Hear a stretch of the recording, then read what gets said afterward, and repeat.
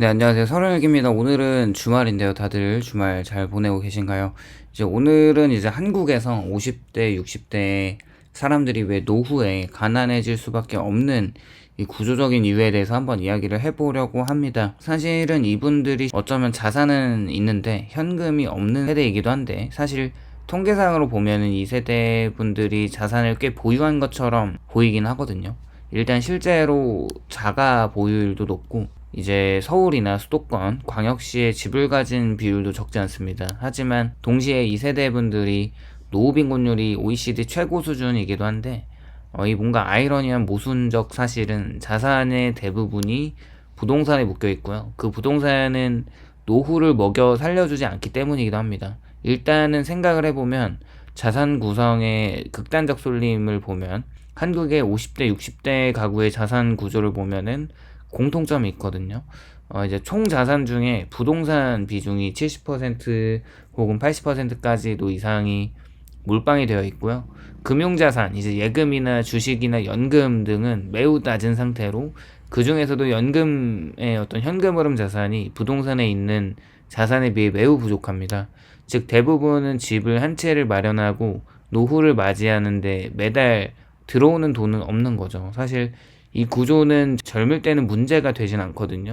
그러나 은퇴하는 순간에 치명적인 약점이 됩니다. 사실 선진국들과 비교했을 때 한국이 유독 부동산의 비중이 높은 것은 수치로도 맞습니다. 일단 미국과 비교를 해본다면 가계자산에서 비금융자산, 이제 부동산을 포함한 그 비금융자산의 비중이 약 32%이고, 이게 이제 한국의 64.5%와 비교하면 거의 절반 수준이거든요. 그렇게 미국의 가계자산에서 금융자산 비중은 상대적으로 높고, 주식이나 연금 등 자본시장 투자 비중이 큽니다. 일본도 구성을 보면은 비금융자산의 비중이 높지만 36.4% 수준으로 한국의 64.5%보다 거의 절반가량 낮습니다. 그나마 영국이 좀 한국과 견줄만 한데, 그래도 여기 이제 영국의 부동산 비중은 약 51.6%로 집계되어 있어서 한국보다는 뭐 더 낮은 거죠. 뭐 이해는 됩니다. 한국에서는 이제 부동산으로 투자 실패를 거의 하지 않았기 때문에 역사적으로 대부분의 전 세대들이 부동산으로 부자가 될 수 있다는 확신이 있죠. 그러나 이제 집이 노후 대비라는 잘못된 등식을 생각해 볼 필요가 있는데, 이 세대가 형성된 시기가 고도성장기, 그리고 부동산 가격이 장기적으로 우상향하던 시대였고, 금융시장에 대한 신뢰가 낮던 시기이기도 하고, 연금 제도가 미성숙하던 시기여서 이때 만들어진 집단적인 믿음은 집만 있으면 노후는 해결된다는 생각을 가지고 있기도 하죠. 사실 한참 직장 생활을 할 때 월급으로 대부분의 돈을 집을 사는데 투입을 하고, 금융자산은 위험한 것으로 회피하면서 결과적으로 노후 대비가 부동산 보유라는 단선적 전략이 굳어지는데, 그렇게 이제 퇴직할 때쯤이면 부동산은 노후를 완벽히 먹여 살리지는 못하는 거고, 노후에 필요한 것이 단순한 자산 규모도 중요하지만 어쩌면 노후의 핵심은 이제 오직 하나인 것 같습니다.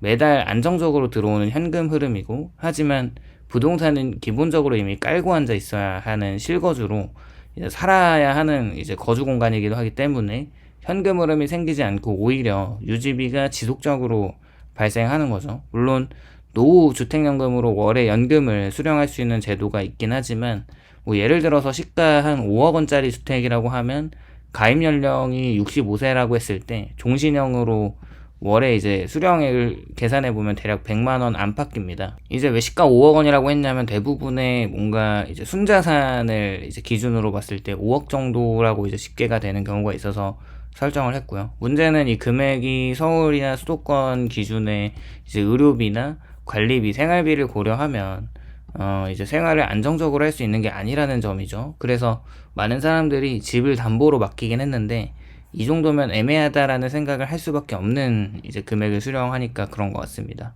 그렇게 노후에도 연금이 준비가 안 되어 있는 이런 노후의 사람들은 주택연금으로 생활하기에는 너무 부족한 것이 현실이긴 한 것 같고요. 일단 그렇게 또 집값이 오르면 손해를 보는 느낌이기도 한데, 주택연금은 집값이 오르든 내리든 월에 이제 지급하는 금액은 고정적이고요. 즉 집값이 크게 오르면은 기회비용이 손실이 되고, 집값이 정체가 되면 심리적인 불안 요소가 됩니다. 특히 한국처럼 장기적으로 집값이 상승하는 경험이 강한 나라에서는 지금 가입을 하면 나중에 손해가 아닐까라는 생각을 떨치기가 어려울 수 있죠. 그렇지 않더라도 집값이 횡보하거나 하락할 수 있는 가능성도 많고, 또 집을 가지고 있으면 나가는 재산세도 있고, 종합부동산세, 이런 관리비나 수리를 또 해야 하는 수리비나 보험료 등 집은 가만히 있어도 돈을 계속 빨아먹습니다. 그렇게 은퇴 후에 소득이 끊긴 상태에서 이 비용은 노후 생활을 압박하는 고정 지출이 될 수밖에 없는 것이죠. 그렇다면 이제 사람들은 그냥 집을 팔면 되지 않냐라고 생각을 하지만, 집을 팔아도 해결되지 않는 이유 중에 사실 이제 내가 이제 살 곳이 사라지게 돼서 쉽사리 집을 팔지 못합니다. 집을 팔면 현금은 생기긴 하는데 이제 거주 불안이 바로 시작되기 때문에 웬만한 또 50대, 60대 분들은 원래 계속 살고 있었던 지역에서 이제 다 몸도 적응하고 이제 어떤 동선들, 이제 편의시설들도 적응을 했는데 다른 곳으로 삶의 터전을 옮기는 것 자체가 이제 모험으로 생각하기도 하고, 또 집은 단순한 자산이 아니라 또 가족들이 이제 얽혀 있는 곳이어서 과거의 어떤 기억이나 그런 정체성들이나 평생의 성취가 이제 남아져 있는 곳이기 때문에 심리적으로 처분이 거의 불가능한 경우가 많다고 합니다. 이제 그렇게 그래도 만약에 집을 매도하더라도 임대료는 사실 월세나 전세가 계속 올라가고 있기 때문에 고령자가 새로운 거주지를 찾는 것은 매우 어려울 수밖에 없죠. 결국에는 이제 현금화 가능한 자산이 거의 없다는 것이 노후의 이제 가장 큰 문제인데, 부동산 외에 팔 수 있는 자산이 거의 없습니다. 대부분 이제 성실하게 이제 직장 생활 한 몇십 년 하면서 그렇게 집을 한 채 겨우 마련하신 분들은 주식 투자 경험이 또 부족할 수가 있고, 연금 가입 시기가 늦고 이제 금융 상품 이해도 사실 낮습니다. 그렇게 갑작스러운 병원비나 자녀를 또 지원해줘야 하는 상황이 발생할 때, 또 생활비가 부족한 상황에서 이 모든 상황의 선택지는 자녀에게 손을 벌리는 방법 외에는 없습니다. 그렇게 요즘에 이제 2030이나 그런 세대들이 또 이제 굉장히 힘든 삶을 살아가는데, 이제 부모님까지 이렇게 챙겨야 한다면 굉장히 좀 쉽지 않은 거죠. 그러면 이제 부모님 입장에서도 굉장히 부담스럽고 좀 미안한 마음이 들 수밖에 없겠죠. 그렇게 어쨌거나 노후 빈곤으로 가는 실제 경로를 생각을 해보면, 은퇴를 한 이후에 소득 단절을 겪을 때 50대 중후반 주 소득원이 감소하고 없어지고, 거의 60대 초반에는 사실상 이제 일을 하지 못하는 은퇴한 연령이고, 이후에 국민연금 외에 소득이 거의 없을 수밖에 없습니다. 또 이제 국민연금으로만은 또 매우 부족하죠. 대부분 국내 국민연금 수령액을 또 월 평균을 보면 60만 원이라는 통계가 있고, 사실 60만 원도 엄청나게 이제 그 밑으로 받으시는 분들이 거의 대부분 다수라고 하면, 사실 주택연금이랑 합쳤을 때 그것도 이제 150만 원 정도인데, 이것도 굉장히 준비를 잘 한 거잖아요, 어떻게 보면. 그런데 그렇게 생각하면 노후에는 일을 쉴 수가 없거나 일할 수 있는 환경이 아니라면 신용대출이나 주택담보대출이나 카드론을 이제 생활비로 쓸 수밖에 없습니다. 이때 부동산은 생활을 지켜주는 자산이 아니라 빚을 끌어오기 위한 담보물로 전락을 하는 거죠. 물론 이제 그거라도 있으면 다행인데, 즉 집은 있지만 그 집 때문에 이자가 빠져나가는 아이러니한 상황이 발생을 하는 거고, 또 이제 한참 의료비가 많이 나가는 시기에 노후 빈곤을 확정짓는 마지막 변수는 건강입니다. 만성 질환이 있고 장기 치료를 해야 하는 병들이 있는데, 이제 간병비나 이 시점에서 금융자산이 없는 사람은 버틸 수가 없고요. 집은 팔 수가 없고 대출은 한계에 다다르는 순간에 이때 이제 노후 빈곤이 확정 상태가 될 수밖에 없겠죠. 왜 이 세대분들이 자산을 만들지 못했는가 또 생각을 해보면, 금융에 대한 집단적인 불신이 있었는데, 뭐 외환위기나 카드 대란이나 각종 금융사고 등을 직접 겪었고, 그 결과 금융투자는 위험하기 때문에 그렇게 모르면 쳐다보지도 마라, 뭐 이런 태도가 굳어졌죠.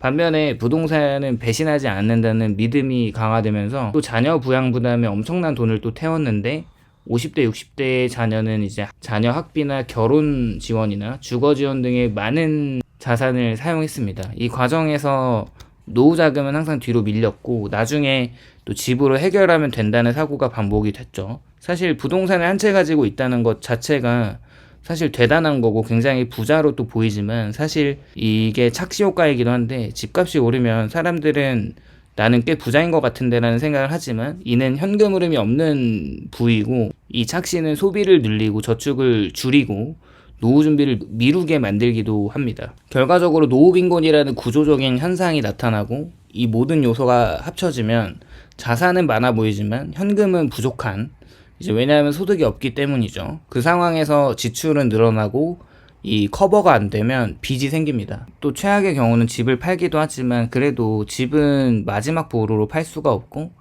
노후 빈곤에 빠진다는 이 문제는 앞으로 더 심각해질 거라고 생각을 하는데 왜냐하면 이제 고령화가 가속화되고 부동산 가격 변동성이 확대되면서 이제 국가에서 연금에 쏟을 수 있는 돈이 계속 줄어들고 있고 이제 가족 부양의 구조 붕괴 같은 그런 이유들 그리고 앞으로의 이 세대분들이 지금보다 더 오래 살 수밖에 없는데 하지만 소득은 더 빨리 끊긴다는 것 부동산 하나로는 이 시간을 버틸 수가 없는 거죠. 사실 결론을 부동산을 외면하자가 아니라 부동산 자체가 나쁜 것은 아니지만 투자처로서 이제 문제는 모든 자산과 희망을 거기에 몰아넣는 구조라는 것이고 노후를 지켜주는 것은 지배 가격이 아니라 지속적인 현금 흐름, 즉 유연하게 쓸 수 있는 자산의 선택지를 남겨두는 구조라고 생각을 합니다. 오늘은 이렇게 50대, 60대가 이제 대부분 이제 노후에 가난해질 수밖에 없는 이유에 대해서 이야기를 해봤는데요.